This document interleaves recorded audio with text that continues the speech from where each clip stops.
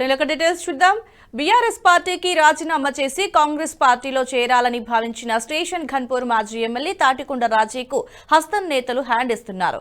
సొంత నియోజకవర్గంలోని మహిళలు నిన్న పెద్ద ఎత్తున గాంధీ భవన్ కి చేరుకుని రాజయ్యను పార్టీలో చేర్చుకుంటే చెప్పులతో కొడతామంటూ ధర్నా చేశారు.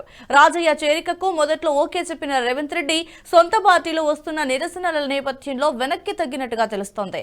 ఇక 10వ తేదీన కాంగ్రెస్ పార్టీలో చేరతానని మీడియాకు లీకులిచ్చి ఢిల్లీకి వెళ్లిన రాజయ్యకు ఢిల్లీ పెద్దలు మొహం చాటేశారు. తన నేపథ్యం బలాల గురించి వివరిస్తూ లేఖ రాసి మల్లికార్జున్ ఖర్గేకు పంపినా ఆయన అపాయింట్మెంట్ ఇవ్వకపోగా కేసీ వేణుగోపాల్ సైతం అదే బాటలో మొహం చాటేశారు.